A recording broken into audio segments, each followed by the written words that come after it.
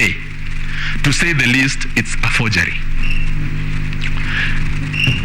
The second attempt, again by John Gidongo, in his affidavit, to try and present some form of evidence is in the form of logs which were alleged to have been gotten somewhere. It says Karen with these 56 mysterious people, and this I think is what senior counsel Professor Gideon Mugai was talking about, hearsay on the back of hearsay.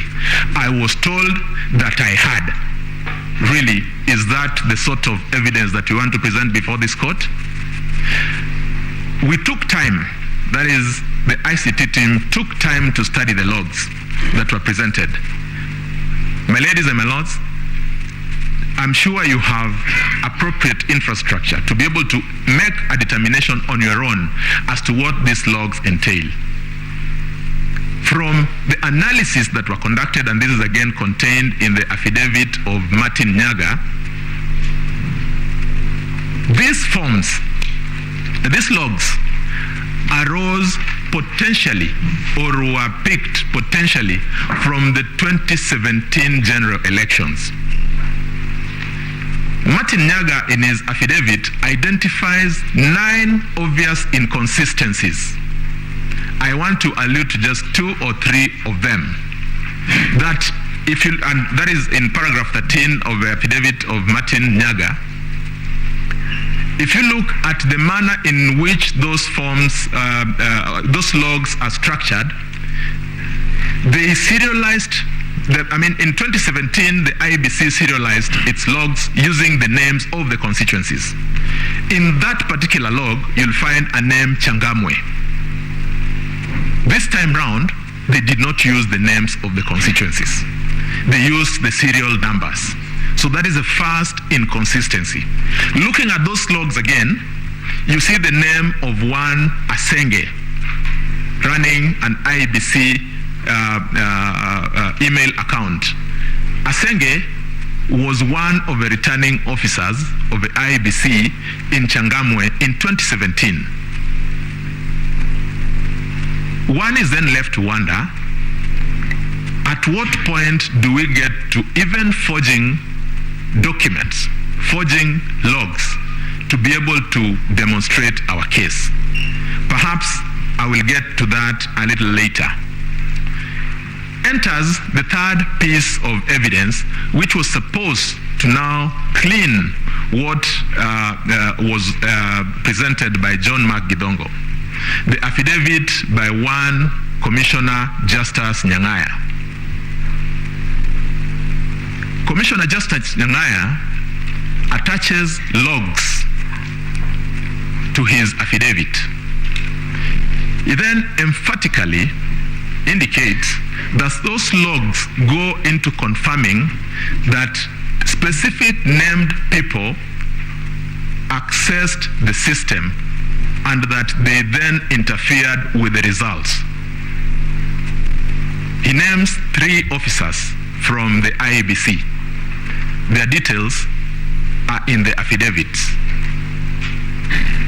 My ladies and my lords, again we took time to run through those logs.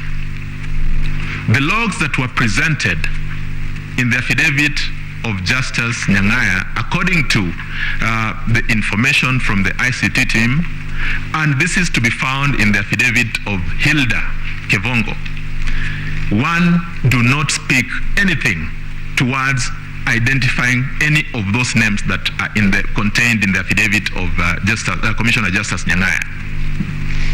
In fact, according to Hilda Kevongo, those logs speak to the ordinary applications that run the systems in IBC on a day-to-day basis. If you read through them, because they're written in English, you'll find indications like daily update completed, news downloads for the day completed. At no point throughout the 7 or 8 pages, which is supposed to be a representation of the logs, does any of the names of these individuals feature.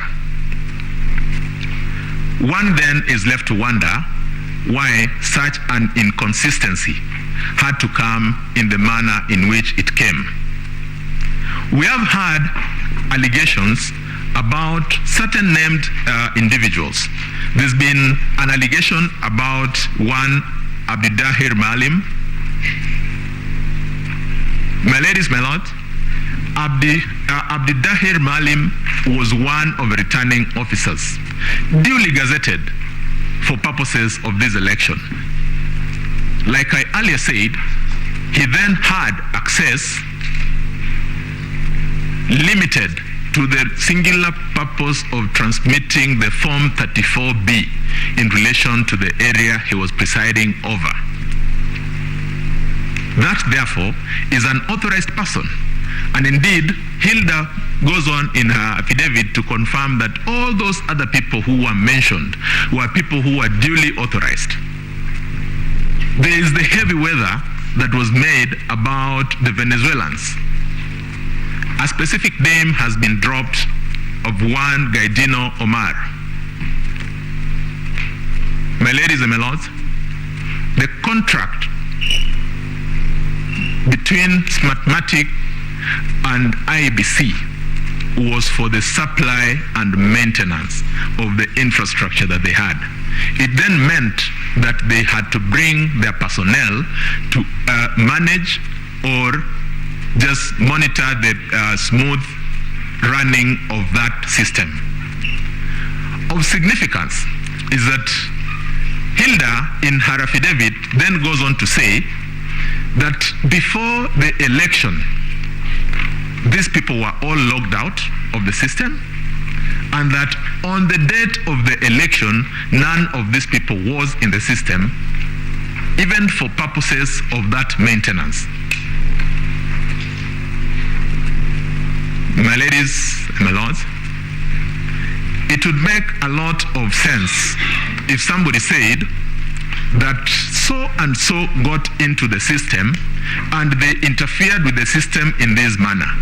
It is not enough for somebody to say Gumbo was found in the system, because what matters here is the allegation around manipulation and alteration of the results. Now, if we do not get into this space, what exactly are we talking about? I would want to again equate this to a situation where in your house, you decide to assign a plumber to do for you some work. When the plumber comes to do the work, then you raise an alarm and say, oh wait, there's a plumber in my house.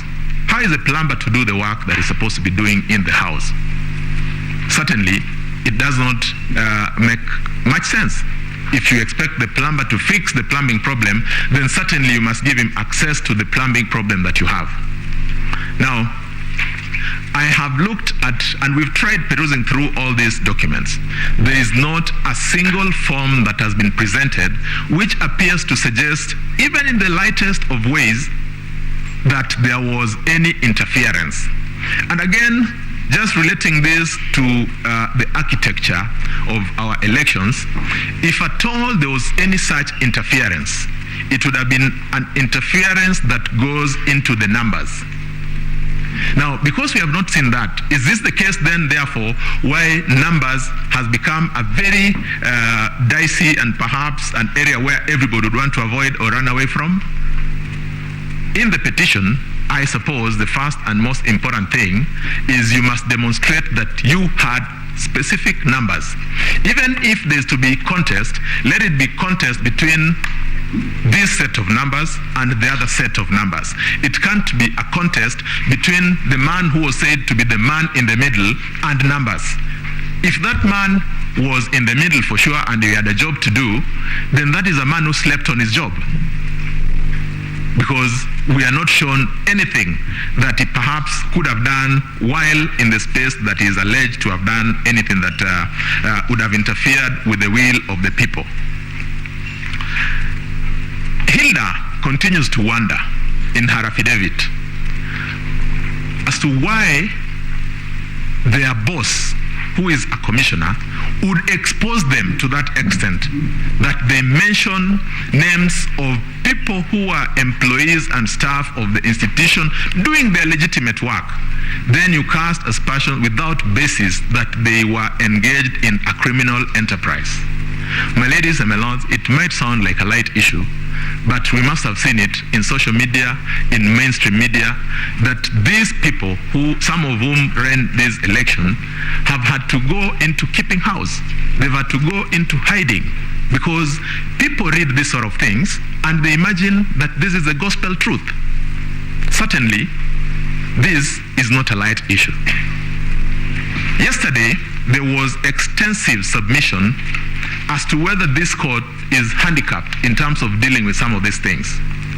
Now, as the IEBC on the one hand tries to improve the system based on the law and the guidance from this court, I think there's also a responsibility that should attach or follow where we have very deliberate attempts at misleading the court.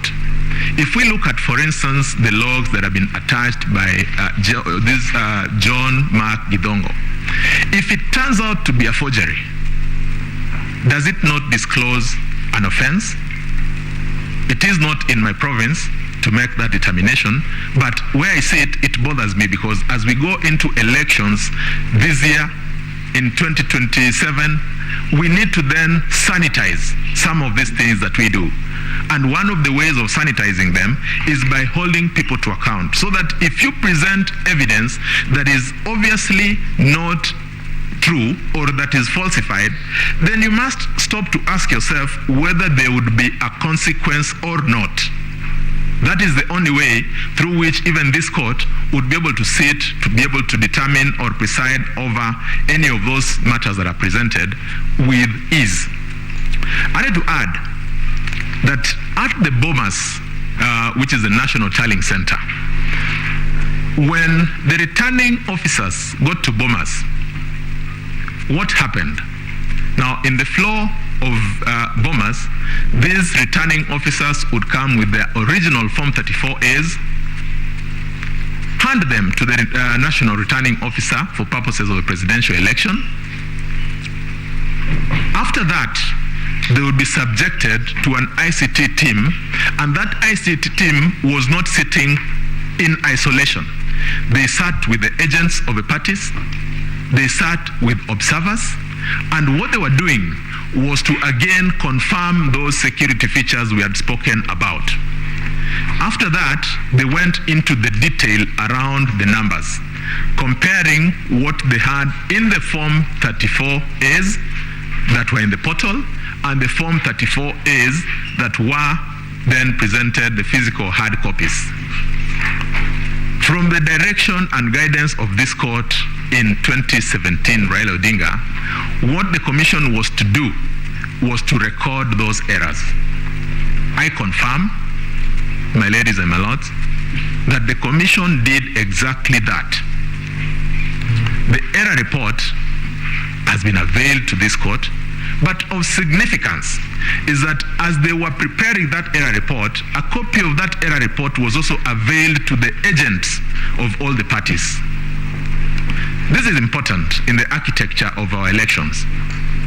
It is important because, as opposed to asking the court to now go through scrutiny, it will be a question of saying, wait a minute, in the error report, there's a difference between the results that came from member primary school, which I have either in my carbon copy from my agent, or that was presented by the returning officer, and what we are now seeing in the portal. That is the only way through which somebody could make an allegation that would stand the test of time.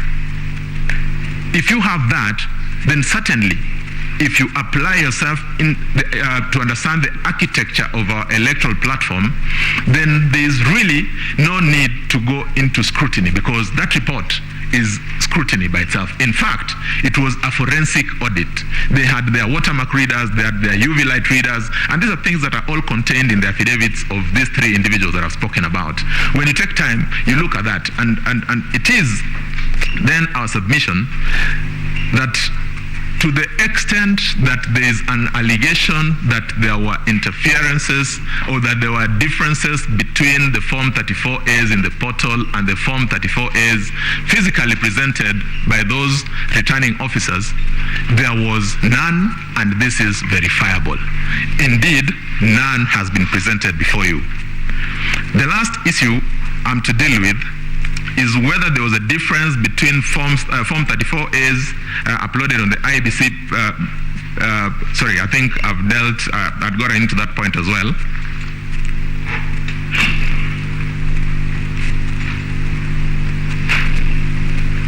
And so, there was a question that was raised about Form 34C and the concern about the multiple entries. Submission was made by council that the Form 34C is supposed to be generated once. Again, that sort of submission would only come from a false, if not limited, understanding of the process. I say that because as the verification and retallying of the Form 34As were going on at the National Tallying Center, whenever they completed the verification and retallying of a constituency, they would then upload it onto the Form 34C after the completion of the verification. That then meant that that process had to be an incremental process. That is why when somebody says that there is a gentleman called so-and-so who accessed the server or the rear end of the result transmission network 1,000 times, it simply speaks to the fact that they had to make entries. It should not be lost that we were using, according to the jurisprudence in Maina Kiai, results from the polling station, which is the original Form 34A. Now, if we look at the number of the polling stations, speaks to about 46,000 and a few hundreds. It then meant that a corresponding number of entities, entries had to be made on that Form 34C. And that, because I'd said it is supposed to be done incrementally, I would want to refer for clarity again to the affidavit of Commissioner Justice Nyang'aya. At paragraph 51 of the affidavit of Commissioner Justice Nyang'aya, he says, or he acknowledges, that indeed it would be inaccurate, impractical to expect the 7 commissioners to be the ones to do all these specific assignments that the commission is supposed to be doing. Similarly, and by parity of thought, when the law says that the commission shall, for purposes of this, generate that Form 34C, the law does not contemplate that the chairperson of a commission will sit with a laptop and make 46,000 plus entries by himself. This is what my learned senior counsel Kamau Karori was speaking to. This is what is contemplated under Section 11 and 11A of the IBC Act.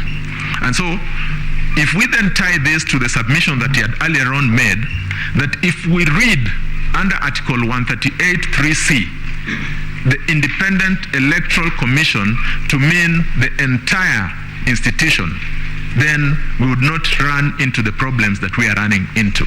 Because as we saw, and as will be demonstrated in by our subsequent speakers, that exactly is what happened. The entire bureaucracy or the entire institution of IBC participated in that process. As I conclude, I want to make a submission that when we make these allegations in our election petitions, perhaps we need to also ask ourselves if we have done that which the law contemplates of us. And that if the law gives you an opportunity to choose your agent for purposes of verifying or speaking to you in relation to the processes in the election, if you fail to present an agent, would it be appropriate to then come and burden the subsequent processes through applications such as what we're seeing for scrutiny? Because the law contemplates that that agent should be able to point you to the fact there's a problem in a particular primary school. Go there. Don't ask for the entire of a constituency. Don't ask for the entire of a county. And I think that has been the jurisprudence that has been developed. It then follows that we must sanctify the place of agents in our elections. And because agents are like our spouses, you choose your own. You choose the one you trust. If you get one, nobody imposes an agent on you. If you choose one you don't trust, then really you can't blame anyone. If you choose one who does not understand why you assigned them that responsibility, again, you cannot possibly blame anyone. So, as I seek to take my seat, we ask, my ladies and my lords, that in the usual strong manner in which you've spoken in relation to these issues, and following the very lengthy submissions that we had yesterday, we also rely on you to help us clean this electoral system, so that as the Commission does its part, on the other hand, the public and every other person must also do their part. I am most obliged, and thank you for according me this opportunity.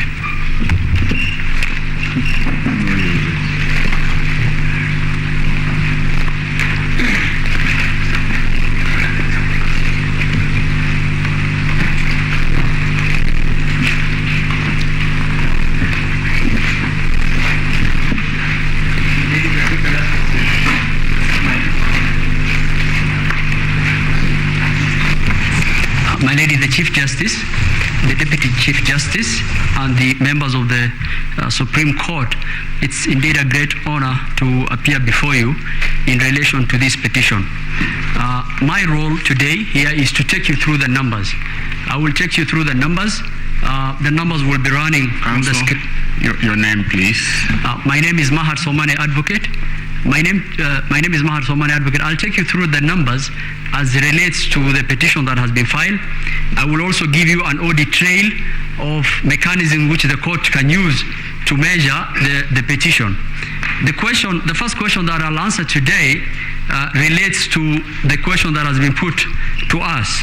And the first one is whether the postponement of gubernatorial elections in Kakamega and Mombasa counties, parliamentary elections in Kitui Rural, Kacheliba, Rongai and Pokot South constituencies, and electoral wards in Nyaki West, in North Imenti, and Kwanjenga in Embakasi resulted in voter suppression. The allegation of voter suppression due to postponement of these elections is not a question of hypothesis. It's a question of fact. It's a question of numbers. What I have done is we have gone through the numbers to give you a comparative data on whether the same is true. The first one, as it relates to Kitui Rural, we have gotten the data for the constituencies in Kitui. Your Ladyship, if you look at the constituencies for Kitui, that voter turnout for Kitui Rural was 60.29%. So for us to actually make a comparative data and analysis to actually see whether there's been voter suppression, we look at the constituencies nearby and see the data we are getting from the constituencies nearby, whether the inference can be made by this court that there has been voter suppression. The voter turnout for Kitui Rural is 60.29%. I have highlighted in yellow in your screens. It is comparatively similar to the voter turnout in Kitui Central. In fact, it is Kitui Rural is higher. Kitui Central is 60.10. It's comparative to Mwingi Central. So to the question the court asked whether there was voter suppression in Kitui Central constituency because of the postponed election, the answer is an emphatic no. I will go to the second question. The second question the court asked is whether the postponement of elections in Kachaliba and Pokot South led to voter suppression that led to low voter turnout in favor of the petitioner. The answer is data-based. I have provided the comparative analysis. I want the court to look at it. The voter turnout for West Pokot was 81.44. The voter turnout for Kachaliba was 81.44. I have highlighted in yellow. The voter turnout for Pokot South is 80.44. It is higher than Kapenguria. It is higher than Sigor. Comparatively, in fact, those voter turnouts were higher than the ones which the election were not proposed. That claim falls flat on the data that were provided to court. I will proceed. I will go to Rongai. The question the court asked is whether the postponed elections in Rongai led to suppression of voter. I have provided the data on Rongai. The voter turnout of Rongai was 61.41 for the presidential. It is higher than in Joro. It is higher than in Naivasha. And it's comparatively similar to the other similar constituencies. To the allegation that there was voter suppression in those places because of the election that was postponed, that allegation is untrue, falls flat on the data we have provided. To the other question, whether the postponed elections in the MCA ward for Nyaki West led to voter suppression, the voter turnout for Nyaki West was 64.32. If you look at North Imenti, it was even lower. It's comparatively similar to the other we have provided. To that allegation, that falls flat on the data than the comparative data we have provided. To the allegation that the MCA ward in Kwanjenga, that there was voter suppression because of that, the MCA ward in Kwanjenga, the voter turnout was 46.32, comparatively similar to Embakasi South, which is 49.62, comparatively similar to Imara Daima, and also in Pipeline. To that allegation, when you look at the comparative data, it's not a matter of hypothesis, it is not borne out by the data. To the allegation that the postponed elections in Kakamega led to voter suppression in terms of the petitioners' votes being undercast, the allegation falls flat on the comparative data. We have provided the data for Vihiga, which is similar. Bungoma was a bit higher, but Vihiga is the same. So comparatively, when you look at those data points, that allegation falls flat. To the allegation that in Mombasa, there was a voter suppression because of the elections that were planned, I want to point out, even in 2017, the general voter turnout in Mombasa is generally very low. That data is available. It's always lower than the other constituencies. But comparatively, it is almost something that is comparable. To those, so I have answered. So to the question that the court put out on the comparative data, the answer is there was no voter suppression in those places. Senior Counsel Kamau Karori has already explained on the reasons why those elections was not held. There was nothing premeditated about those elections, not holding those elections. Reasons have been given in the affidavit of the chairman Wafula Chebukati and Marjan Hussein Marjan. So to that allegation, we want to show the court the petitioners have a hypothesis. We have provided the data to the court to actually aid the court to come to a conclusion.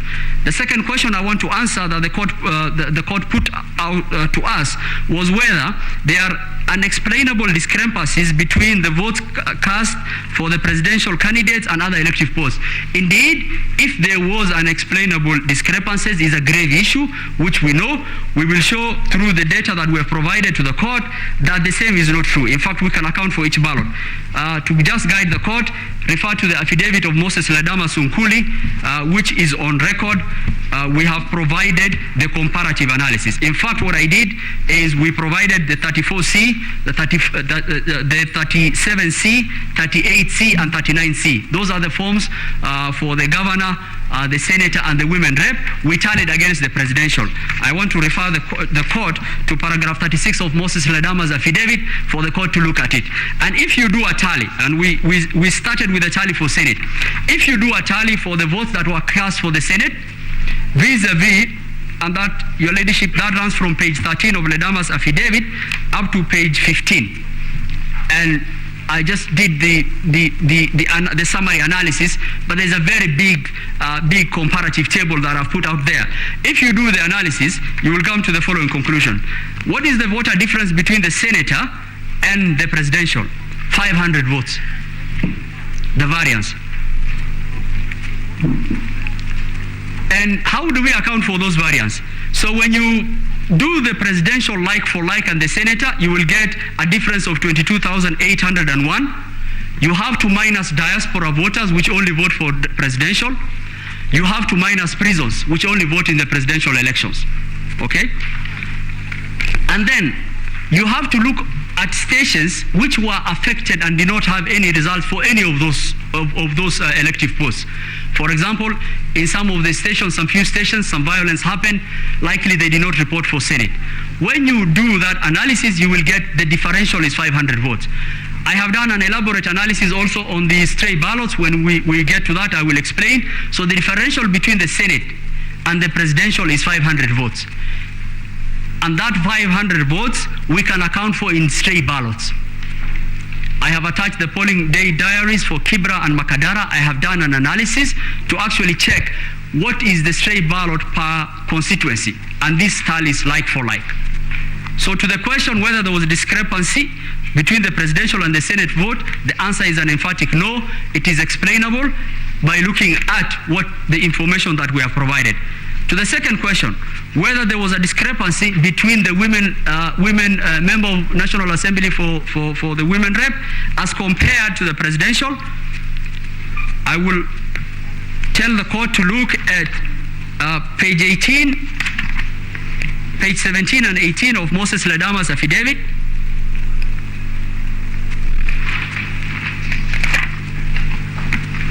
And our answer is there is no much difference, and the differences can be accounted for. The variance analysis we have provided. To the question whether there was a discrepancy between governor and presidential,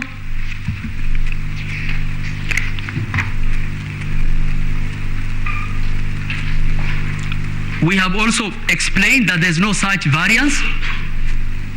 Petitioners have been talking of variance of 800,000, 900,000. There's no such variance. And in fact, the small variance that you will see for the women rep, which is 9,419, can be explained for by the stray ballots. A small analysis we did for the stray ballots, Your Lordship, is that in Kebra constituency alone,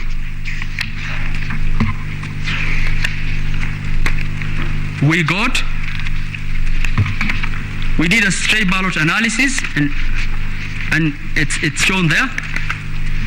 So to explain, and this is how we understood the court to mean the duty of the IEBC is to explain each ballot cast and track that ballot to see where it has gone.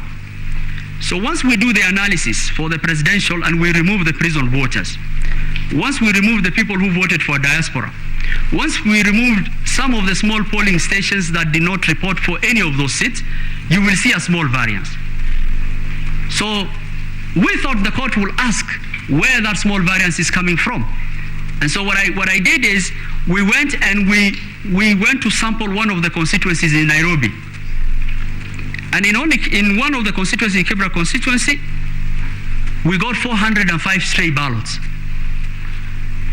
So you can't account for the way it will work is it will take from any of those ballots small incremental numbers. So you will see a variance of 500 here, 200 here, but cumulatively it is not something that cannot be explained.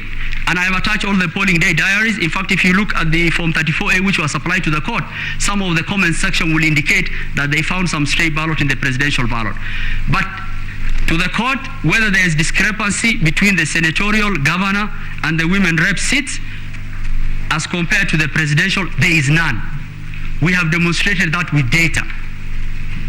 And even when there is a small variance, we have shown the stray ballots that cumulatively over those three seats, that will be there.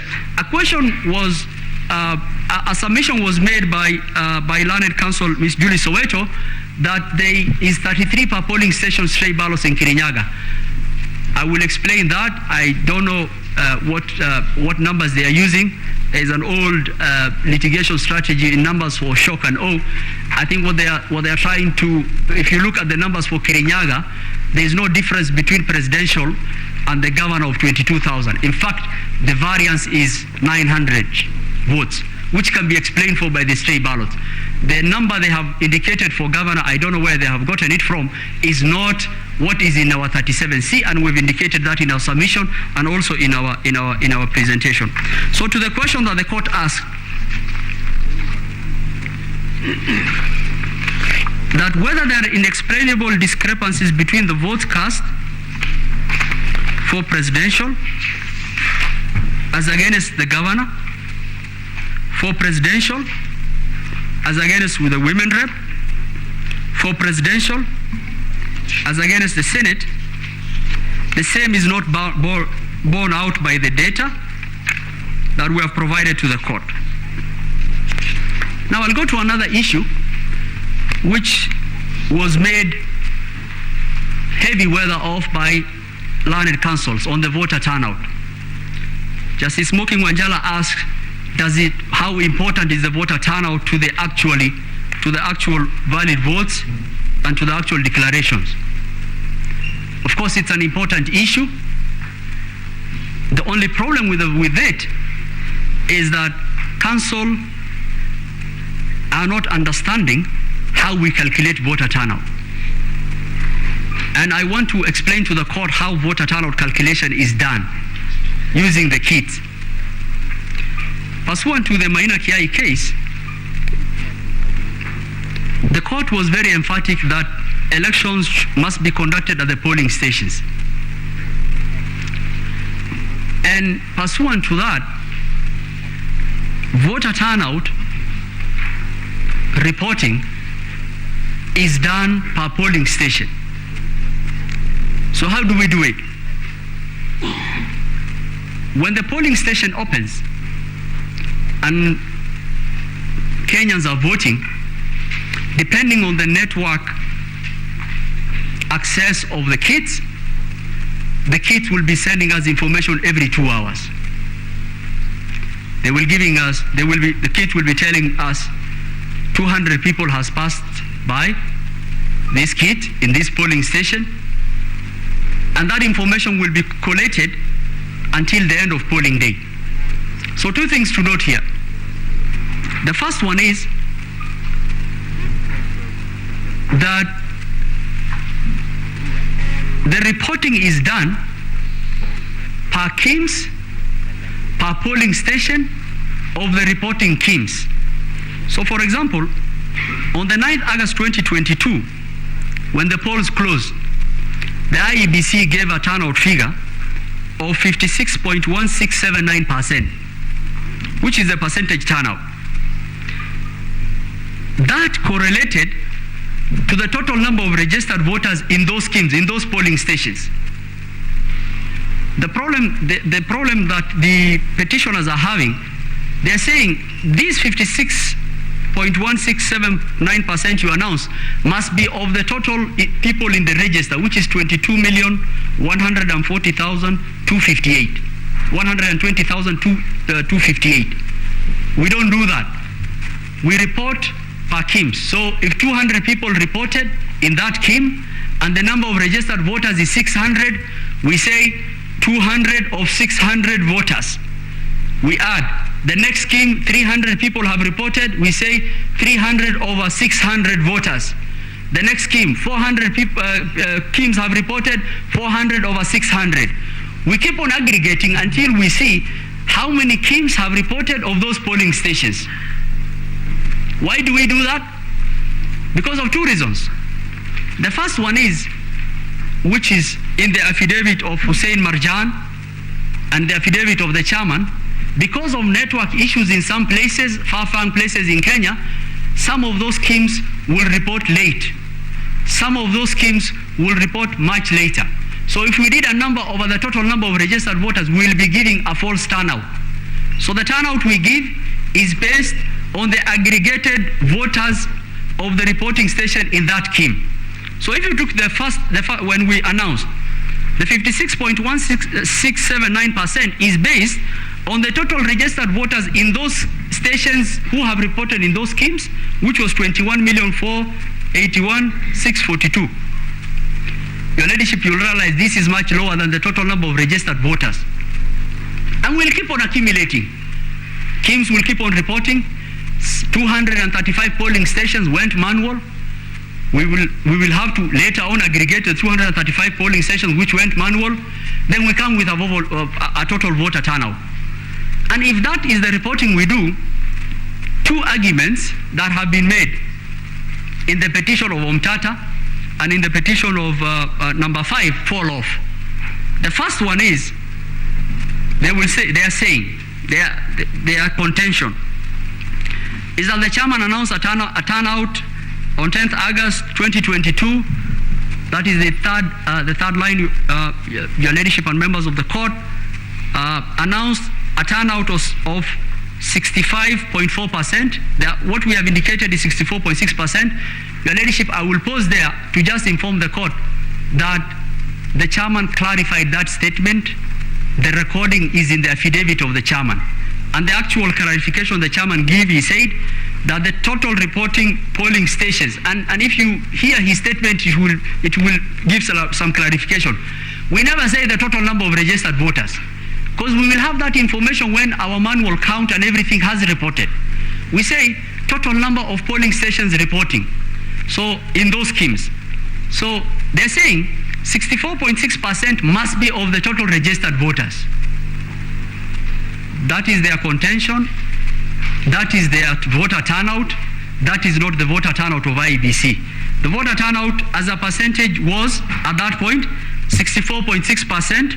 The number of reporting KIMs were 21,926,565. You will notice from this number, there are some polling KIMs which haven't reported. As they go to the constituency tallying center, those KIMs will report. You will also notice that we haven't included the manual count to give us a total figure of the total voters who will have registered, who will have reported. On 10 August, when all the KIMs returns have come from all the polling stations, the number of persons identified, that is the last number on the table, 14,239,862. As against the total registered voters in those stations which reuse the KIMs, 22,005,541, giving a turnout of 64.7103. You notice, your ladyship, we haven't included the manual count. So that is all KIMs in all polling stations. What remains now? Manual count. And this is important. I will pause there. We were very deliberate in trying to help the court in be able to identify and actually provide an audit process for the contesting parties' allegations. In the affidavit of Michael Ouma, we have attached 7 volumes of the KIMS returns for every polling stations in the Republic. Why is that important for the petitioners and the court? That is the first audit trail process. How is it at the first audit trail process of? We've provided the KIMS returns per polling stations in the Republic. We've also provided the certified copy of the 30A. So if anyone wanted to look at how many people pass in that polling station, you will look at your KIMS return, you will look at your 34A. And if there is any inconsistencies between the KIMS return and the 34A provided to the court, then question can be asked to our client. So in providing an audit trail process, the first way of providing an audit, which is both manual and electronic, is the KIMS return provided in the affidavit of Michael Ouma in 7 volumes, as against the certified copy of 34A we provided as per the regulations of this court. So we provided that. And if you look at those KIMS returns, they will correspond with this. They are from 45,994 polling stations. The number of identified by KIMS, 14,229,862. The total number of registered voters, 22,005,591. And the percentage is as indicated.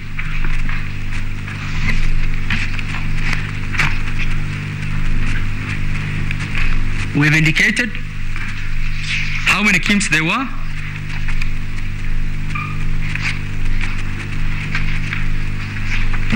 And I just want to and after the aggregation of the manual and the KIMS, and that's the table that's there.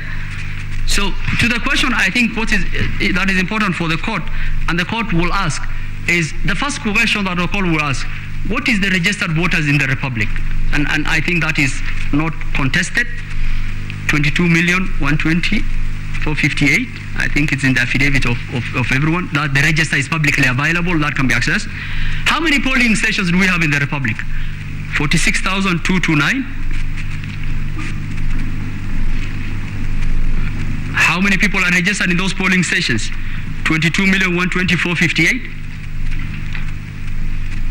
How many polling stations were authenticated through using the kits? 45,994. How many registered voters are those in those polling stations?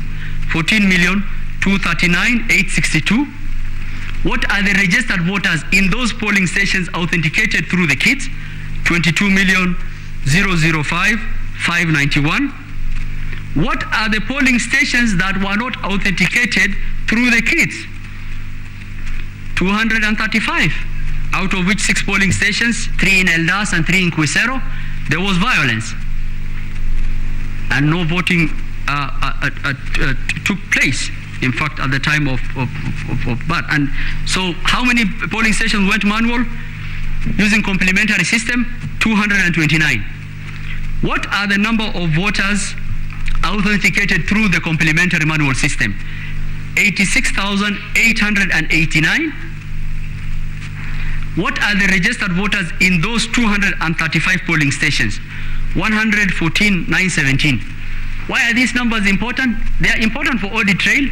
First, we have provided the KIMS returns to the court, which can be compared as against.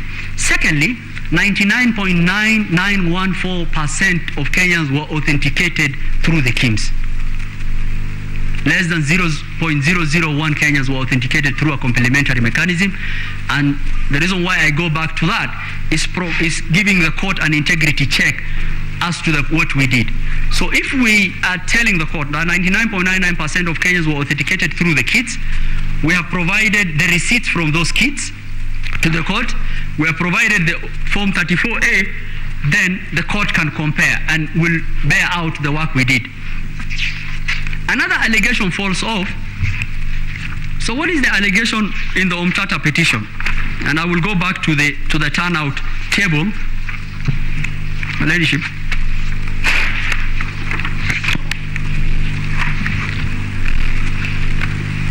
They are saying that the turnout announced by the chairman on 10th August 2022 must be over the total registered voters. That is where the mysterious 140,000 is coming from. So they're saying the 64.60 must be from the 22,120,458. We're telling them that is not how we calculate our turnout. It was very easy to confirm with us and ask us how you do it.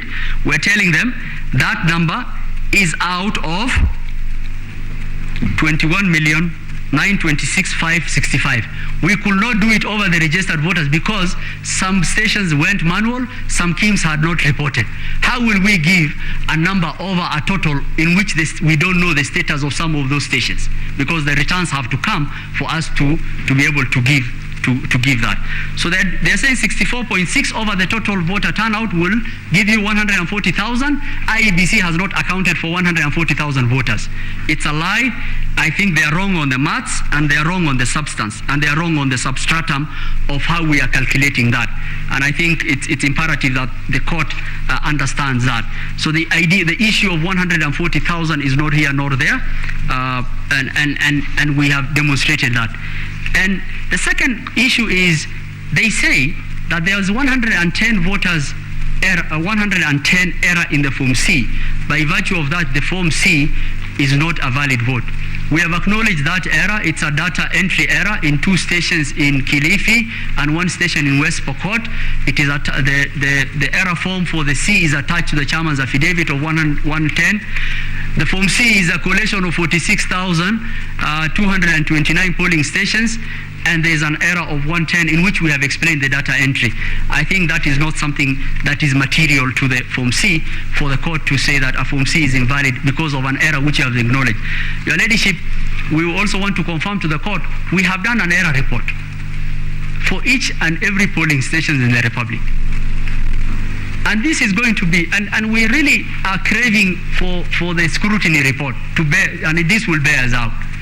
That the voters, what Kenyans voted on the 9th of August is what was transmitted, and it's what was actually announced by the chairman.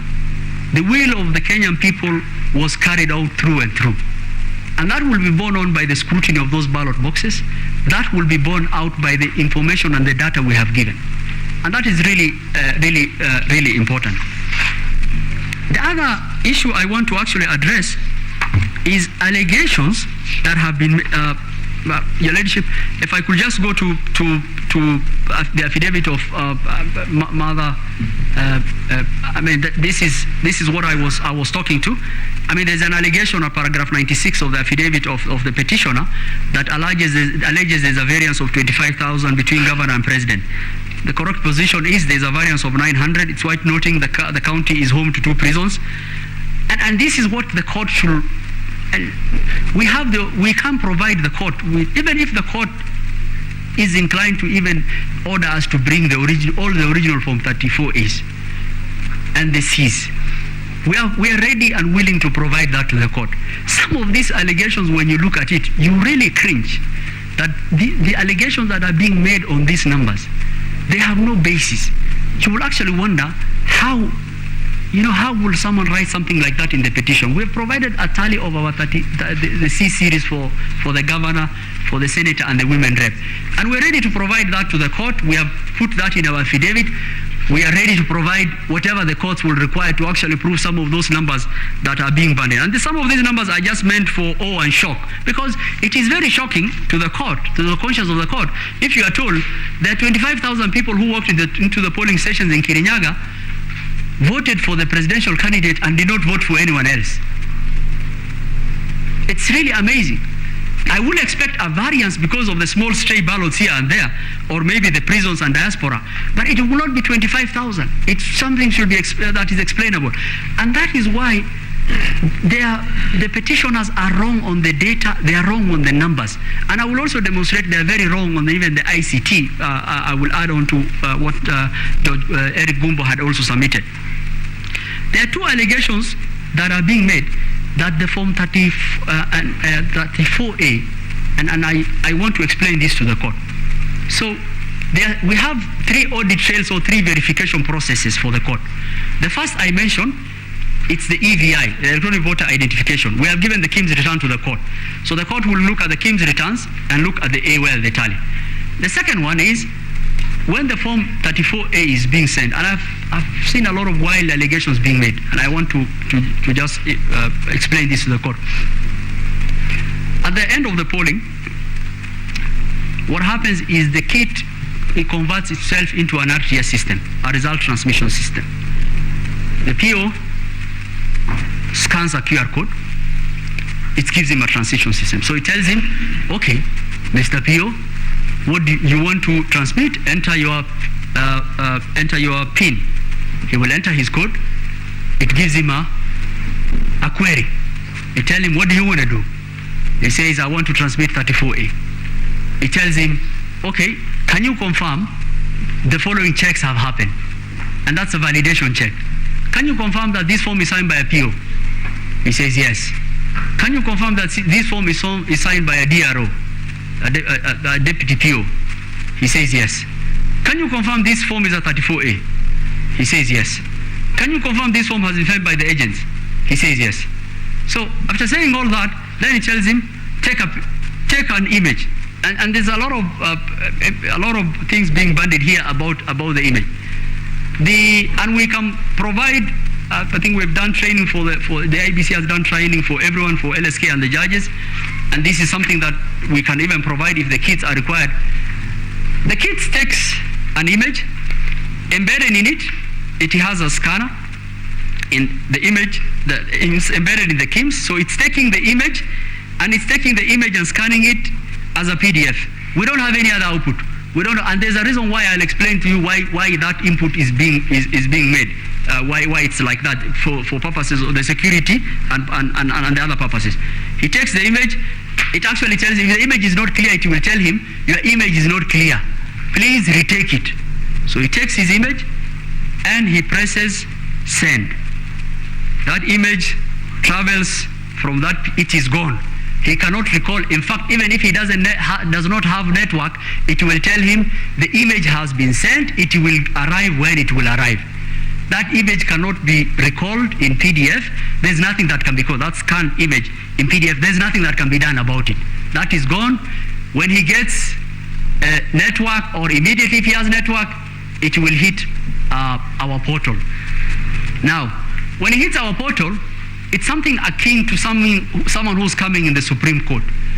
The Supreme Court is established by the Constitution, and it has the jurisdiction by the court is limited by the Constitution. So those forms answer some jurisdiction questions before they are admitted into the public portal. What are those questions? So they ask, okay, you have come here, you have come into the court. If you want to sit here inside the court, answer the following question. They ask, are you a 34A? He says, yes, I am a 34A. Okay, do you confirm that you come from the code of the polling station? So it has a code of the polling station. So it will run against the polling station codes, it will confirm. Then it is asked, okay, we've confirmed you are an A, we've confirmed that you are from the code of the polling station provided to us, because all our polling stations have specific codes. Then we ask them, then it's asked the third question, do you come from a serial number of our kit? Then he answers, yes, I am from the serial number of the kit. If it is another form which is coming, are you from, if it's not from a serial number, it checks, it tells, no, you can't come in here, you have no jurisdiction. So it tells, do you come from a serial number of our kit? He says, yes. Then it's asked, do you come from the SIM card that has been provided officially that we have the list for from the various providers? It answers yes.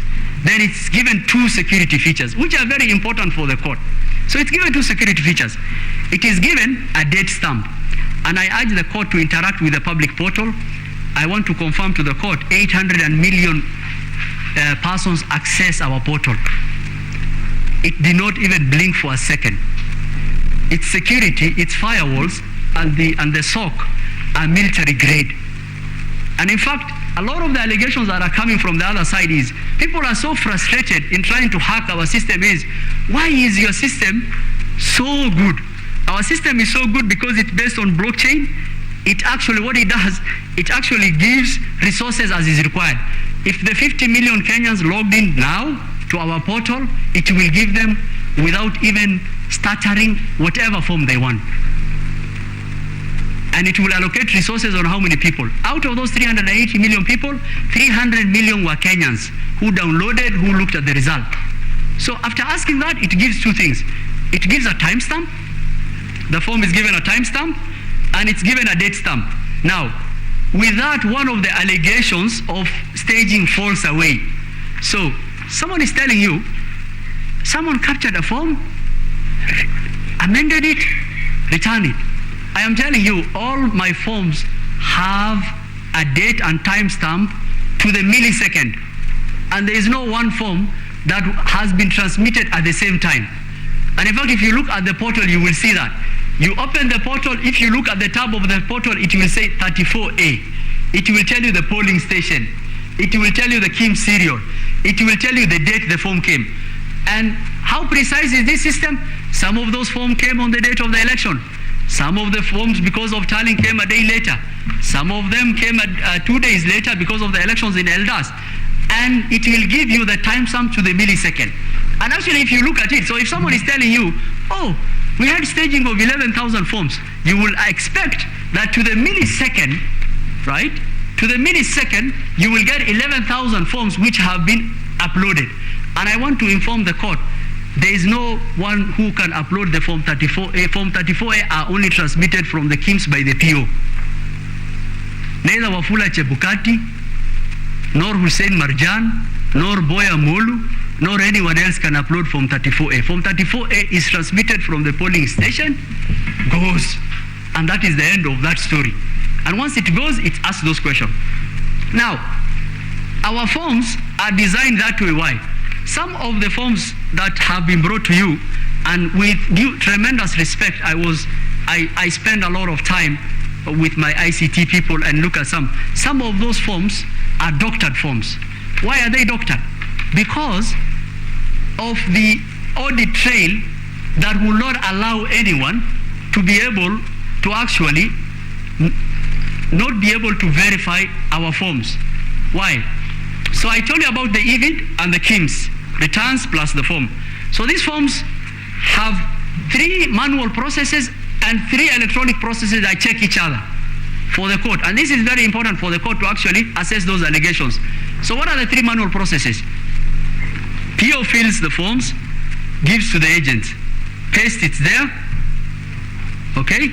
Travel, so the first one. If you had an agent there, you will get your form. Or it will be in the polling station, it will be stamped in the polling station. The second one is, okay, I didn't have a PO. What check do I have? So I will, both someone who did not have an agent and person who had.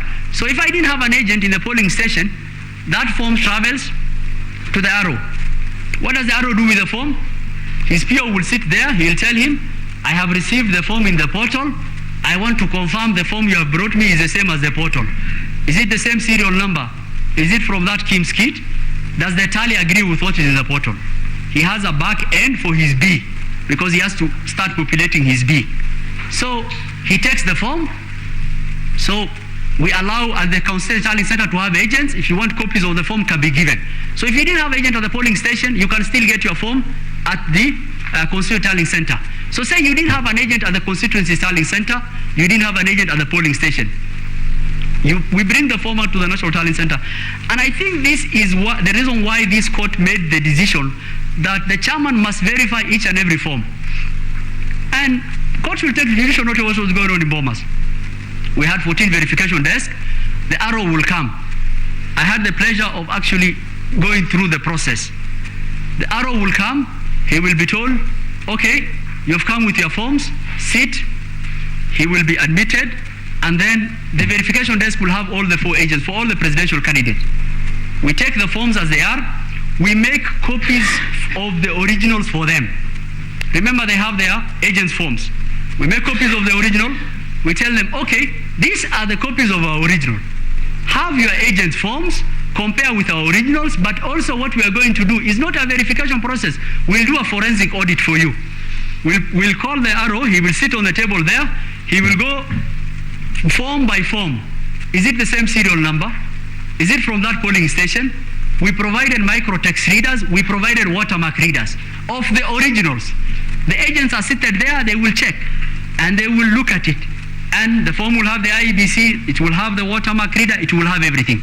So even if you don't have the forms at the CTC and at the polling station, and you had the form at the constituency, and you are given the form as at the NTC, you could still verify and actually check.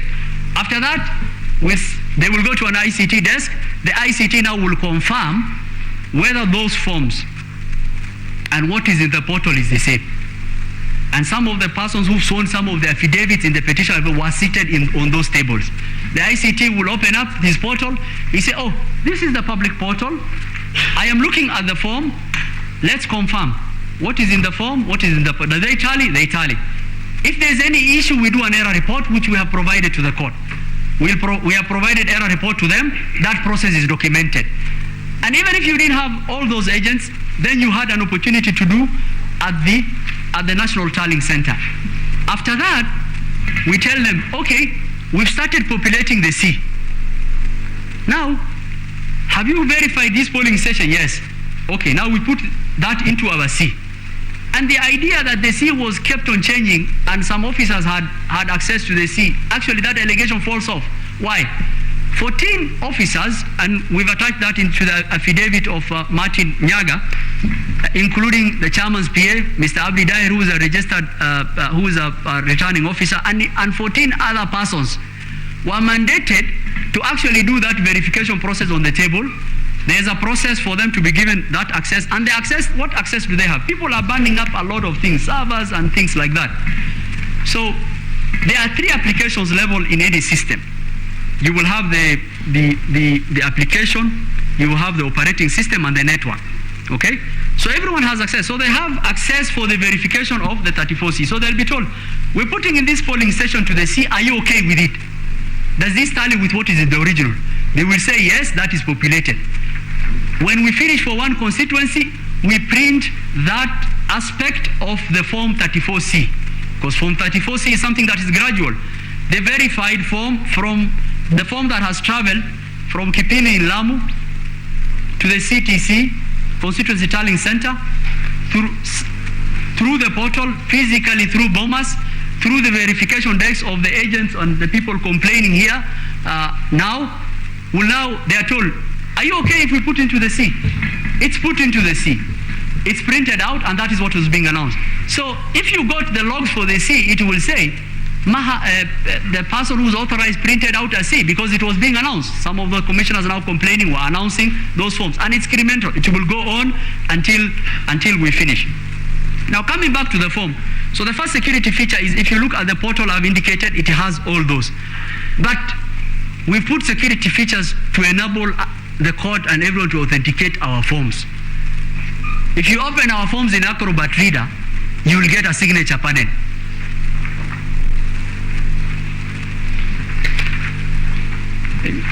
You will get a signature panel. And the signature panel is able to tell you the path of validation of our forms. It will tell you that this form, in fact, the timestamp you'll get on the signature panel is the same as the timestamp when that form was received at the portal. And I've projected, your ladyship have projected there. And if you are a good Acrobat, it will tell you, it will give you a signature panel. It will tell you that this form was not first modified. If you have any PDF form document and you have modified, it will tell you this document was modified on this date by XYZ. It will tell you this form has not been modified from that date. It will also give you a signature. You see that time there? That is the time that is on when it was received on the portal. It's the same timestamp that when you open any form on the portal, it will indicate. So the allegation that forms were intercepted, staging happened, the authentication of our forms are very robust. So the second one now. So how is someone able to prove that our forms do not tally with what is in the portal? You only have to do one thing. You have to download our forms from the portal, get a relatively good Photoshop, and change the numbers on the tally. And I'll come to those allegations where the 34A in the portal are the same as what was given to the agents. We have provided 44 affidavits from various POs. Some of our POs who are Kenyans have had a very sleepless nights. Allegations have been made against them that the forms they brought to the ROs were different from what was announced. The allegations of an affidavit made by someone should be checked against the affidavits of each and every polling station clerk and polling presiding officer who we have endeavored to give the affidavits to the court. And we have given 44 affidavits for presiding officers on these allegations, and many more affidavits for the returning officers. So the only way you will be able to show is you have to print out our form. And the problem with that one is because you cannot do anything about this, where the agents and everything sign, you have to get a Photoshop, amend it to JPEG, get a Photoshop, and actually just remove with the tally. But like every other plan, it has a lot of weaknesses. And the first weakness you will get is, and the first thing they say is, in Gaina polling station in Tiati, that their agent provided them a form. And this is really important for the court. We say untruths have only one leg. They don't have two legs to stand on. The truth stands firm. They say in Gaina polling station, and this is in the affidavit of Arnold Ochieng, that their agent provided them a form. The form is different to what is in the portal. If you look at what is in the portal, that is in the affidavit of Moses Sunkuli, And even the form he has attached himself, it says there was no agent in Gaina polling station. We haven't even gone to authentication and the verification of the process and the form, and I will show that why this is a bad Photoshop gone wrong. So the first allegation is, in Gaina polling station, their agent gave them a form, the tally for their presidential candidate is different from that. Guess what? The form they provided does not indicate there was no agent. And even our portal says there was no agent for any candidate. Not only for them. In Gaina there was no agent for, I don't know why the parties didn't send an agent there. Maybe because of security in Tiati or we don't know. But there was no agent for anyone. He says, I had an agent and this is his tally.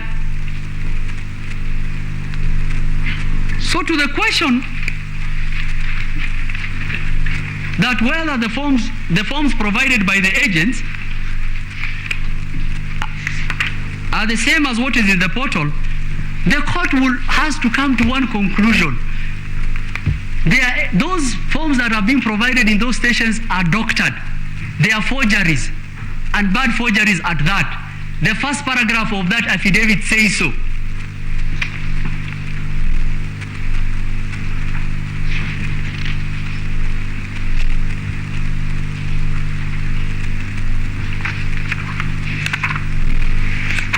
The other thing you will notice, that what they have attached, we were very deliberate why our KIMS kit will have an imaging software embedded and sent in PDF. One is because of the security I've indicated.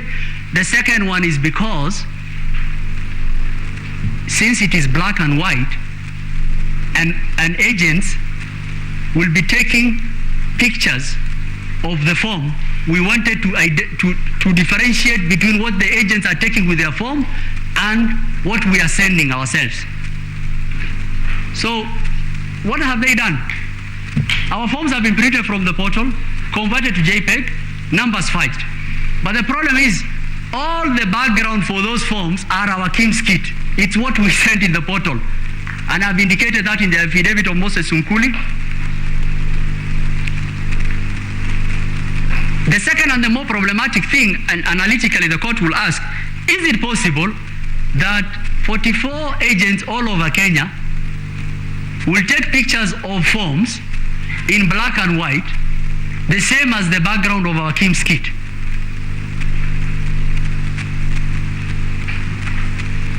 And the reason is because of the robustness of our processes. Because we have a manual check and we also have an electronic check. The manual check I have described, the electronic check, the EVI. The second electronic check I have described how our forms arrives.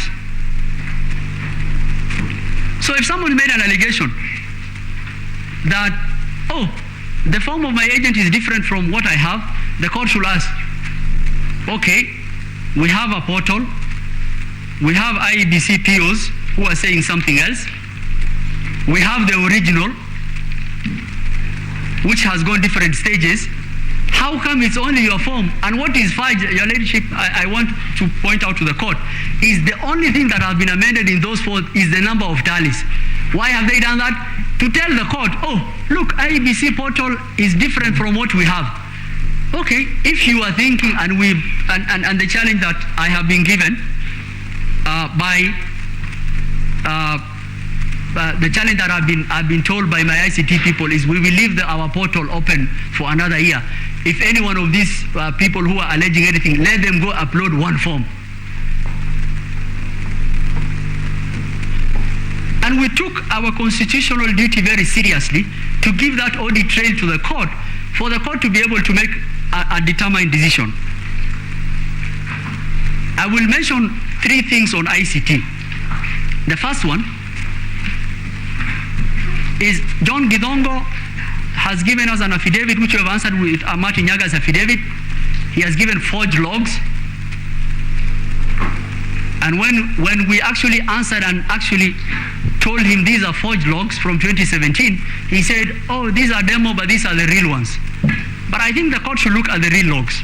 For example, one of the logs that is charged is the one for Justice Nyangaya. Justice Nyangaya attached Linux cron logs. The Ladyship, it's like, and he says these people had access. It's easy to read those logs. They did not mention, no one of those people had access. It's like someone telling you, as you are using your computer, it's running background information. It will give a lot of the OS will be running. It gives a lot of information. And someone says, oh, Emma had access the laptop of the judges and did this. And the information that person is giving you is the OS system. Oh, this server, there was an update of this program, there was this. If there was any evidence of that, you should provide something that says, this person accessed at this day on this at this time. So even the logs which are attached to Justin Nyanga's affidavit are not things that will bear out the allegations they are making. The second thing that I want to mention to the court is the affidavit. A lot of people have made the submissions by the petitioners was that the affidavit of Benson Wesonga and John Joroge proves there was access.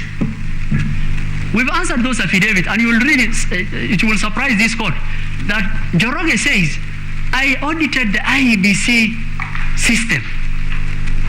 And in answering the first question, we told him, that is a criminal offense. How do you have access to the IEBC system? Which of course is a lie. Then he attaches logs.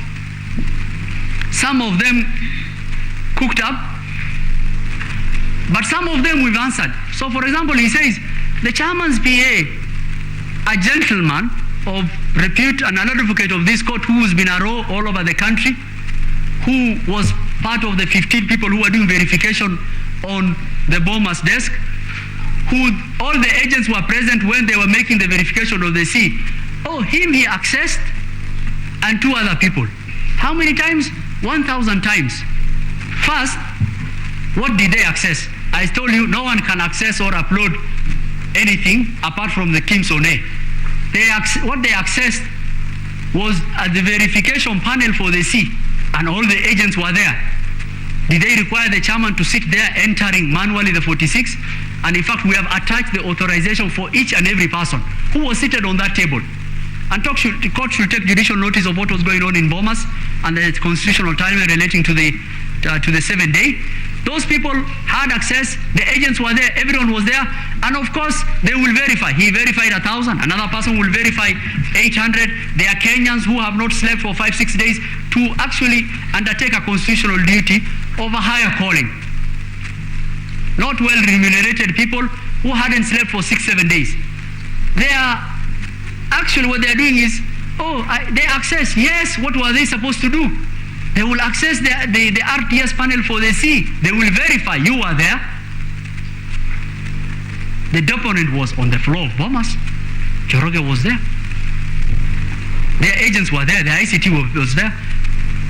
And the court should make note of, there was no one allegation that a form that is in the portal was different than an original which they had verified as relates to the tally.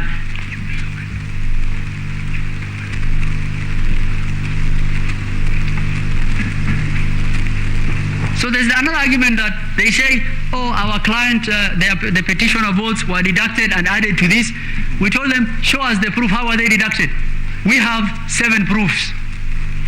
So in mathematics, you use proofs to prove a point, to prove knowns and unknowns. We have 7 proofs. We have our rows at the polling station. They had agents. You had agents at the CTC. We have the original. You have agents at the NTC. We have original. We have what is transmitted in the portal. We have original. All of them tally, and you are saying your client's votes were deducted. How?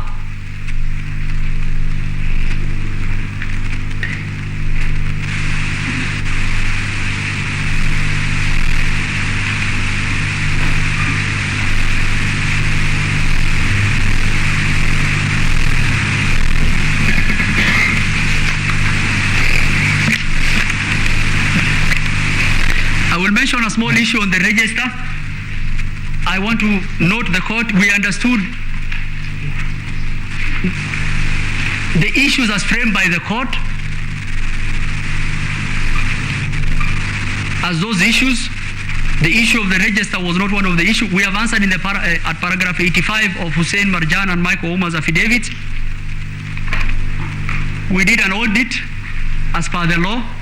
The audit was as required by the law, was transmitted to the Speaker of both houses. We did a resolution of most of those audit processes. We have documented what has been done. 262,000 deceased people were removed. There were some Kenyans who had registered both with their passport and IDs, and that process of audit is an ongoing process. We'll endeavor to complete it, but I want to confirm to the court that that audit process undertook, and we acted on that audit process, and we went to with a clean register.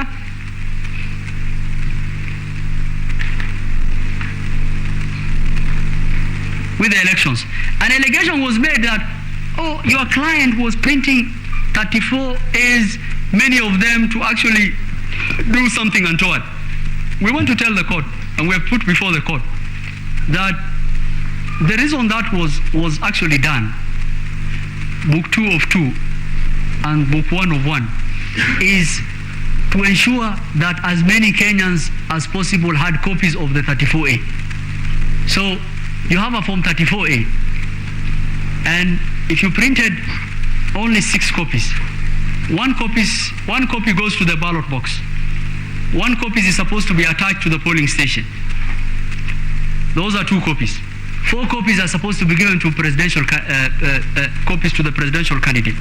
Then we have an issue that a copy has to go to the RO. And what we did is we wanted to print many copies of the A's for the purposes of the result. And the reason why, because the carbon copy, if you reach 6 and you are actually writing on the carbon copy that you are giving copies of, when you reach the 3rd copy, it will not even be able to, you will not be able to read it. When that happened, the petitioners, together with religious leaders, traveled to Greece, and they raised an issue. They say they did not want Book 2 of 2. So what did we do? We just gave instructions. We had a meeting with them. The same was shared by the chairman. The same directive was given to our officers, and when they opened the polling stations, Book 2 of 2 was being put in the ballot box. 34-2 of 2.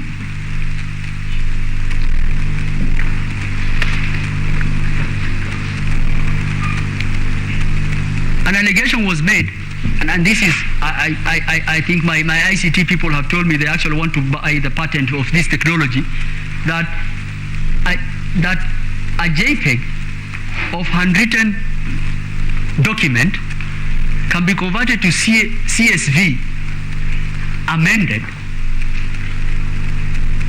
on a form that has signatures and watermark, and converted back to PDF and uploaded. If such technology exists, we actually want to buy its patent. It's actually impossible to do that. And that is why all of the forms that have been submitted, the only thing that can be done is you have to just look at the tally numbers and try to use Photoshop to change the tally numbers. You can't do that, because the verification process has 8 stages. This form is widely available from the village to the NTC, that for someone to say that, oh, my 34A has been tampered with, it's impossibility.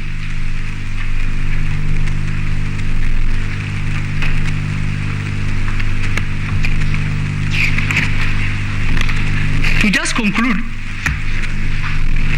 the petitioner's case says 500,000 Kenyans who conducted the elections, POs, deputy POs, ROs, and everyone,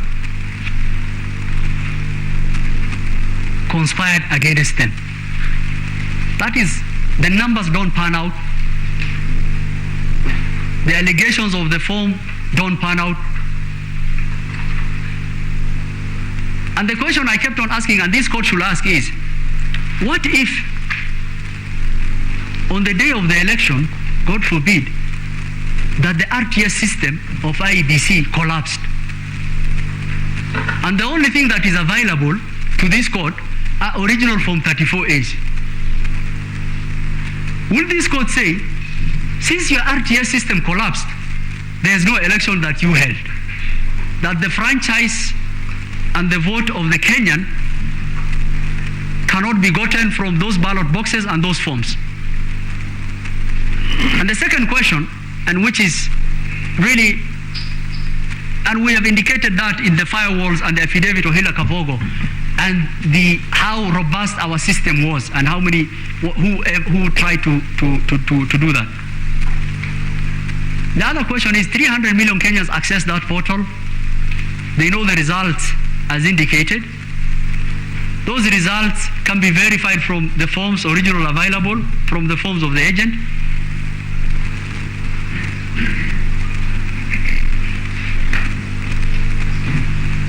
And I think the court should make a determination that their numbers don't add up. The allegations of the form fall flat on what we have demonstrated. And the allegations relating to forms in the portal being different from what the agents have are an attempt to actually present the court with evidence that it forged. And the court should actually look at those documents, look at those forged logs, and take necessary action against any officer who will have presented those logs or documents. Allegations have been made about Gudino and access. You will find in the affidavit of Hila Kavogo,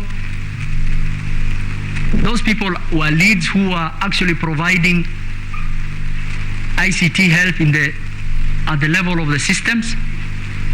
Every person was logged off from our system on the 8th of August. There is an email we have attached to the affidavit as relates to that.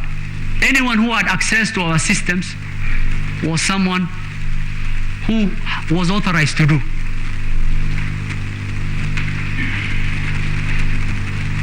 And finally,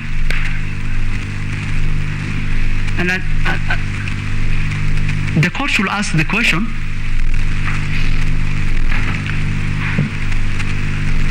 whether the 50% plus 1 was met.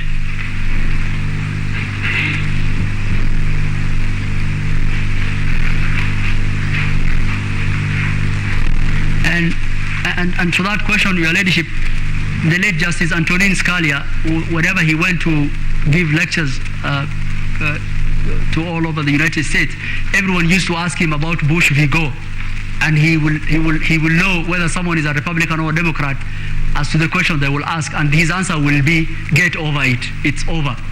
So to 50 plus 1, the court made its determination in 2013 on the votes cast and valid votes and the rejected ballots. Rejected and not votes. Votes is an authentication of preference. There is nothing called rejected votes. That's a rejected ballot. The court emphatically made that decision in 2013 and in 2017. To the petitioner's answer as to that, I think the simple answer will be, get over it. With those few remarks, I yield the floor.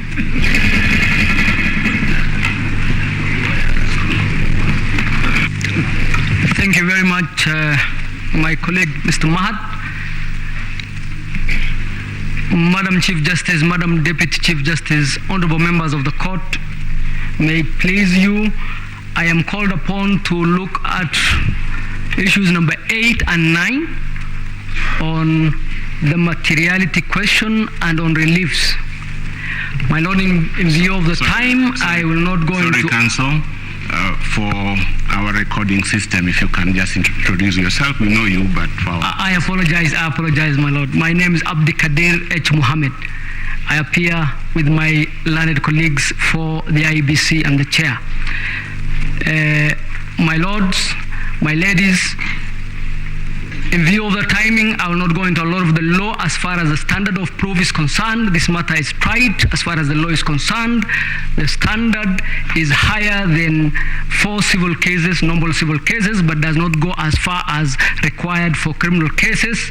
In other words, it does not go as far as beyond reasonable doubt, but it is higher than a balance of probabilities, except where criminal conduct is alleged or there is an election offense alleged, in which case then you go to the higher proof beyond reasonable doubt. The submissions of the first and second respondent in the lead, the submission of the respondents in the lead petition at paragraph 8, page 4, deal with the law, the cases, Raila Odinga 2013, para 203, number 1, presidential election number 1 of 2017, para 151 to 152, and the courts clearly state that the allegations should not be general, they should not be bare allegations, and the standards must be met. In John Harun Mwau at page 349 to 350, 2017, that was the holding of the courts. So the law is very clear on this matter, my lords and my ladies. I'll then go on itemizing some of the allegations or some of the issues raised in terms of illegalities and irregularities, and specifically state whether those standards have been met, and in broad case, they haven't. So there have been allegations of a dysfunctional commission. This, my lords, is not a court dealing with a corporate governance case. It is an election petition court dealing with the presidential elections in 2022. My lords and my ladies, the case of Maina Kiai dealt with the issues of the commission and the chair and their place in the process that we are talking about, in the verification process. And it's very important to understand that the petitioners want to turn that case on its head, because if you recall, what the petitioners in the Maina Kiai case were fighting against, it was the interference by the commission or the chairman in the results when they come to the National Tallying Center. This is exactly what the petitioners are asking to do.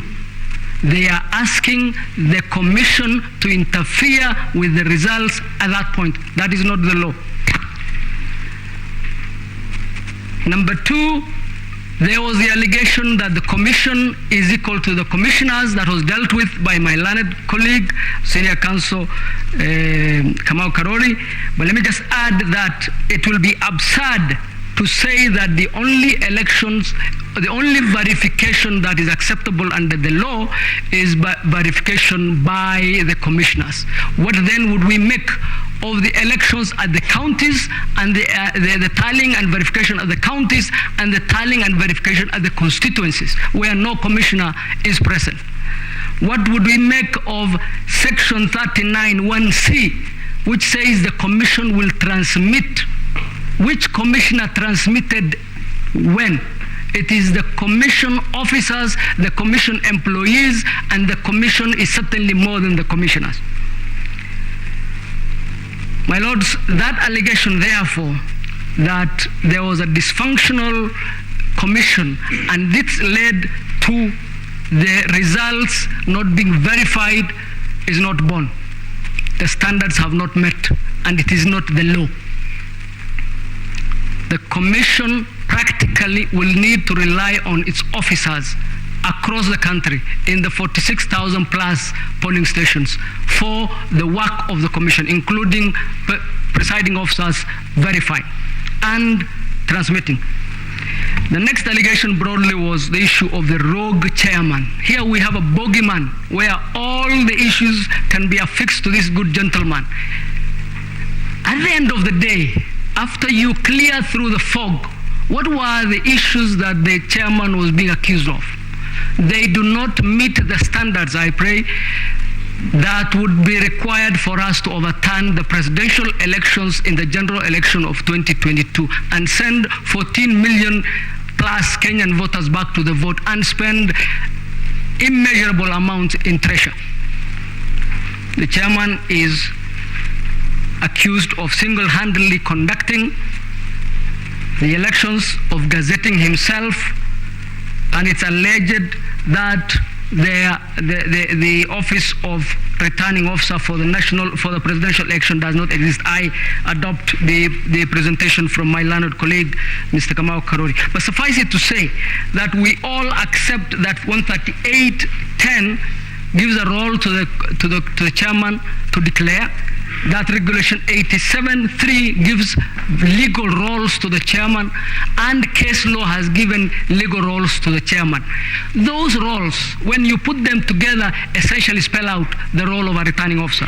And in the old company law, the definition of a director used to go that a director is a director by whatever name called. And the returning officer is the returning officer by whatever name called, because he is undertaking the functions of the returning officer.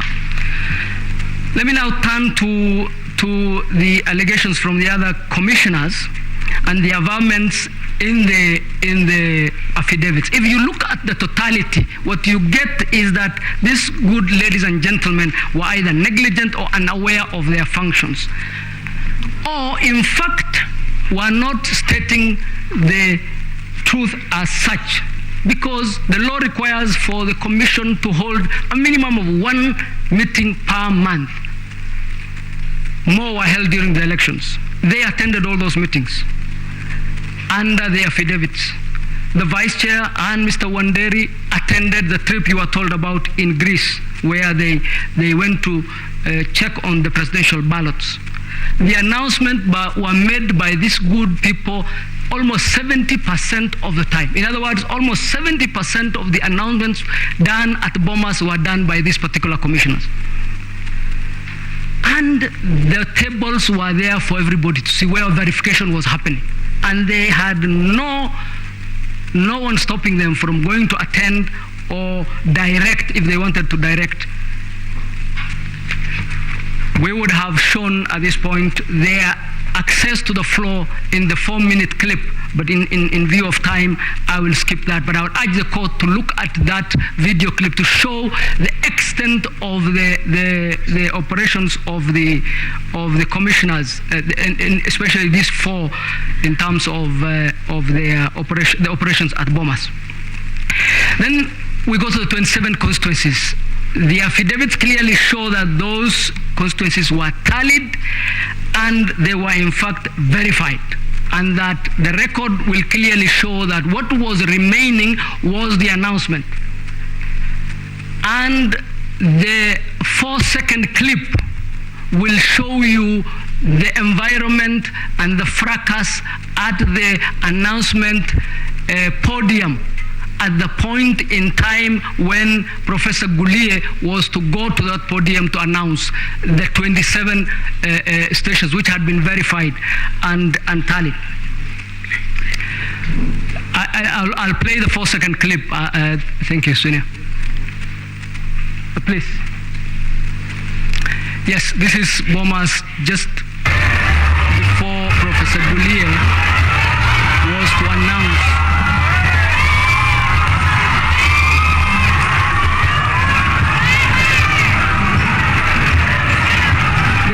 This is covered in the affidavit of the chairman, and is also touched on in the affidavit of Professor Gulie and also the chief executive, Mr. Marjan. My lords, that was the environment at that particular time. It was practically not possible for Mr. Gulie to announce. Our contention is that that lack of announcement does not go to the level where you would consider those constituencies untallied or unverified.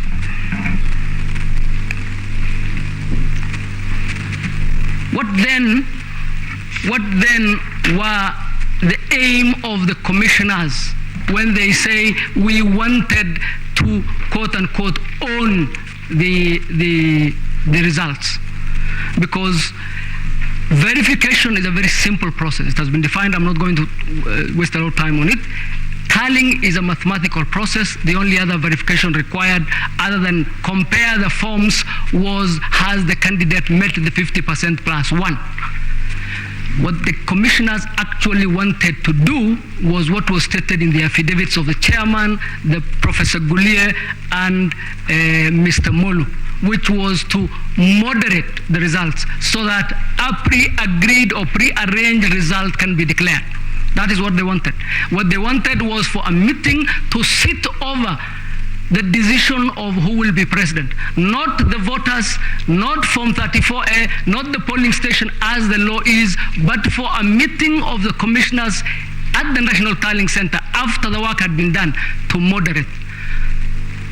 That is illegal, it is unconstitutional, it is completely unacceptable. And this is in the affidavits. There were 2 meetings prior to that final meeting. One where there were visitors from the security agencies and the other from individual Kenyans. And those meetings were confirmed by all the protagonists. And this really was the scheme. This was the rupture. You asked yesterday, how come we had not heard of this dysfunctional commission earlier?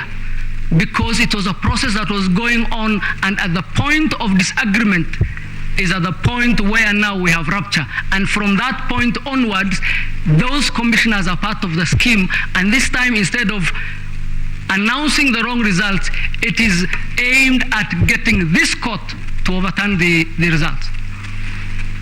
That is the scheme. That is the decision the commissioners wanted to be part of. In terms of technology, there are a number of allegations. I adopt the presentation from my colleague, Mr. Gumbo. In terms of the numbers, I adopt the long presentation of Mr. Mahat. And I would stop there in terms of the allegations. Suffice it to say that there have been many, they have been sensational, they have remained unproven, and they are not worthy of the level required to overturn the presidential elections of this country. Let me now go to the remedies very briefly. And the remedies, just one point in terms of the earlier issue. There was a push for moderation. That essentially is to overturn the elections. There was interference from state agents, again asking for a specific. Those are averred in several affidavits. There was the issue of the DCI and certain other state agencies. Contrary to the law requires that under Section 105 of the Elections Act, that all state organs and state officers must give assistance to this commission during this difficult period. Contrary to that, the DCI was indeed an impediment to the holding of the elections and to the functions of the IEBC at that point in time. There were very many officers of the commission picked from the tallying center, outside the tallying center. It is not a coincidence that the 4 commissioners refer to those staff members which were then picked by the ATPU. Ask yourself, what is the anti-terrorism police unit got to do with our elections in Bomas? Why would the anti-terrorism police unit be involved in the tabulation verification exercise at Bomas? And that scheme, that assault on our democracy is what you are being asked now at the tail end to. Let me also refer you to the affidavits of the commissioners where they say that the election process was okay until the very tail end. That tail end is where the matters went haywire. Let me go to the reliefs, my lords and my ladies. The reliefs, as known by law in terms of the Constitution, is at 143. The Supreme Court, if the Supreme Court determines that the election of the president-elect is to be invalid, a fresh election shall be held within 60 days after the determination. And Rule 22 of this court's presidential election petition rules empowers the court, after hearing a presidential election petition, to either dismiss the petition, which is what we are urging the court to do, what our clients are urging the court to do, or to declare the election of the president-elect either valid or invalid, and invalidate the declaration made by the commission under Article 139(5), and then orders to payments. There was a reference to Section 80 of the Elections Act, and it states that the court has additional power to, quote, direct the commission to issue a certificate of election of a president if upon recount of the ballots cast, the winner is apparent and that the winner is not found to have committed an election offense. Our view is that this is not operative in this case. Number one, this section assumes a recount. We have no recount in this case. Number two, it's not specific to the presidential elections, as is the case with the Constitution. And number three, it says that as a precondition, as a condition precedent, whoever is getting the benefit of that relief must of necessity have not committed an election offense, which presupposes that there is a process for that to have been determined, which has not happened in this case. In any event, it is the contention of the petitioners that indeed the petitioners or their agents are guilty of presidential or of election offenses, and therefore they ought not to be entitled to that relief. But can I go back to the relief sought by the petitioners, especially in 005? They are very convoluted. There are many. They are conflicting. If you look at, and some of them are strange. For example, there is in paragraph 18 of the remedies sought in the petition number 005, you are asked to uphold the decision of the four commissioners in rejecting the declaration. No such decision or no such lawful decision exists. You are asked in paragraph 9 to order directing IBC to tally and verify, then declare that has already happened. The tallying and verification has already happened. You are also asked to find that the elections were held in complete contravention of the Constitution, yet declare under section hopefully 84 the petitioners, the president-elect and the deputy president-elect. Those two do not help the same. And then you also asked to get the election invalid, in which case the section kicks in that there will be a rerun in 60 days, yet to hold that the IBC, as currently constituted, cannot hold the election. In which case, again, you have a conflict that is not subject to be determined. So our view is that the totality of the relief sought raise a lot of problems, as mentioned by the judges on a number of occasions. In terms of the reliefs we are seeking the reliefs as listed out in the responses, all of them, and jointly. We are also seeking reliefs as far as the chairman is concerned, as far as the number of criminal actions stated or alleged in the respondents. I adopt all the affidavits, my lords and my ladies, stated by my learned senior Professor Gideon Mugai, and the presentations thereafter. Suffice it to say that what we have witnessed is at the tail end of a very long process. We in this country have gone through a lot of reforms as a result of elections. If you recall, the entire ECK was disbanded by legal fiat as a result of an election. Thereafter, we have had to completely redo our election infrastructure. We have come to the point where this court 5 years ago laid the law. Now, if you look at all those steps, we have taken radical steps that have cost treasure, that have cost lives, that has cost livelihoods, including staff members of the ECK who have either died in office or who have been fired as a result of being told you have all been disbanded. Our law has no problem, my lords. Our elections have no problem.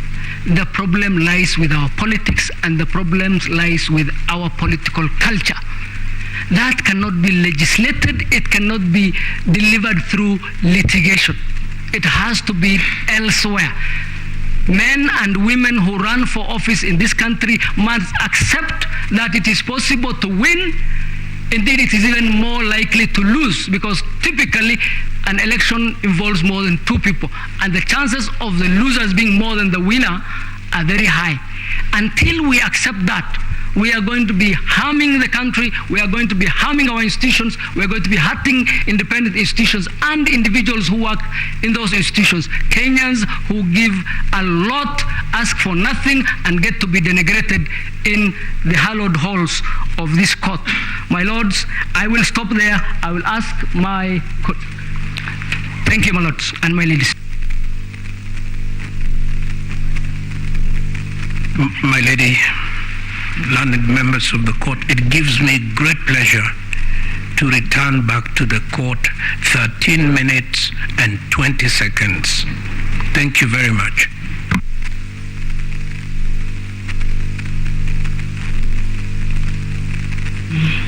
Thank you very much for donating to us 13 minutes.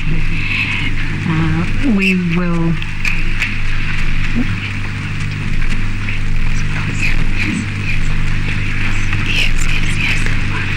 Yes.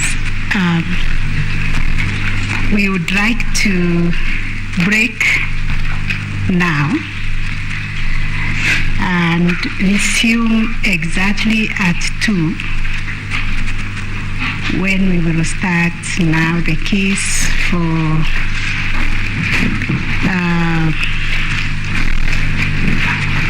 should be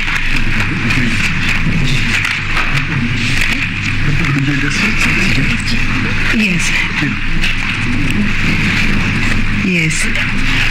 I'm trying to get the right description of the parties, but it will be the case of William Ruto and also the Attorney General. Not now, when we resume at 2, because we haven't risen, we need to rise. I think in order it will be the two commissioners. There are two commissioners. Their case has been done. You are done. Yes. Then it's Attorney General, because we are to respond to the Attorney General, pursuant to the leave you gave us. Yes. That we respond to the Attorney General. So it will be Attorney General. My learned senior, Oraro, Senior Counsel is present, and then I'll take over the case for the first and second. There is no problem. Thank you so much. Yes, so we resume at 2. Thank you.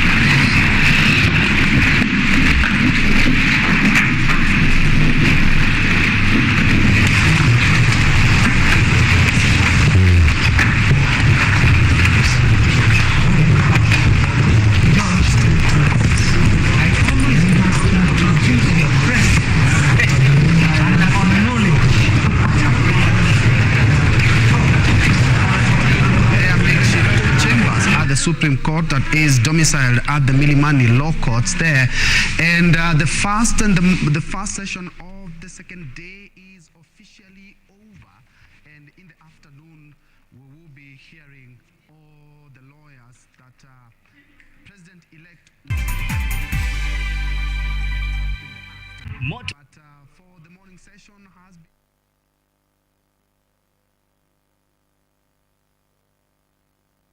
Motocross is a form of off-road motorcycling held in enclosed road circuits.